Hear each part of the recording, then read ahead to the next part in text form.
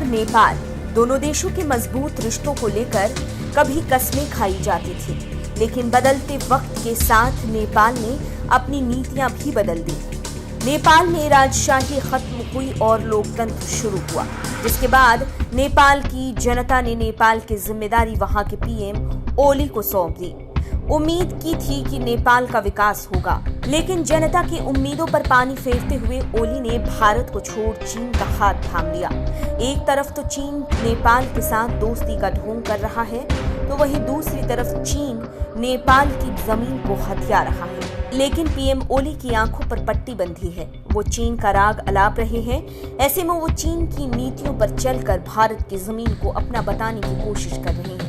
लेकिन भारत ने ये पहले ही साफ कर दिया कि भारत की कोई 1 इंच जमीन भी हथिया नहीं सकता है। लेकिन नेपाल के इस व्यवहार के बावजूद भारत नेपाल की मदद कर रहा है, जबकि आपको बता दें कि अगर भारत की ओर से नेपाल को मदद मिलनी बंद हो जाए तो नेपाल की आर्थिक स्थिति पूरी तरह से तहस नहस हो जाएगी। आइए जानते हैं कि नेपाल किस तरह से भारत पर निर्भर है। क्या होगा अगर भारत ने अपने हाथ खींच लिए तो?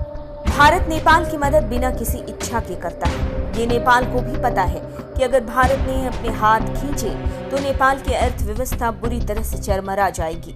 इसका ताजा उदाहरण हम आपको बता दें कि जब भारत में लॉकडाउन लागू हुआ तो भारत से नेपाल में सब्जियों को भेजने पर रोक लगा दी थी, जिसके बाद नेपाल में सब्जियों के दाम एक दिन में ही 4 गुना बढ़ गए थे। लॉकडाउन के कारण नेपाल की बिगड़ी अर्थव्यवस्था को सुधारने के लिए भारत ने पशुपतिनाथ मंदिर के नाम पर 2.33 करोड़ रुपए का दान किया था।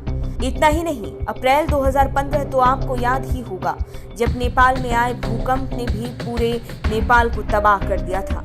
9,000 से ज्यादा लोगों की मौत हुई थी इस त्रासदी में। लेकिन ऐसे में नेपाल का सबसे बड़ा मददगार बनकर सामने आया था भारत।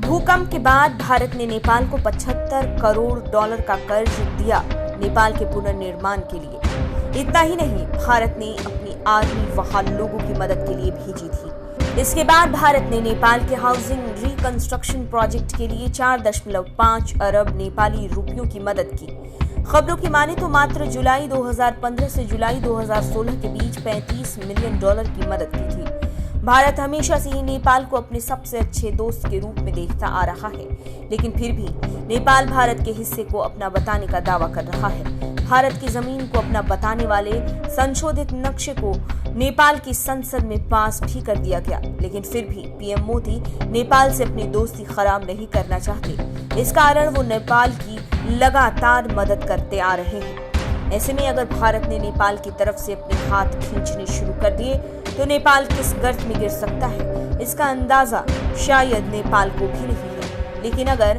भारत का धैर्य टूट जाता है तो शायद नेपाल को बड़ी तबाही से कोई बचा नहीं सकता।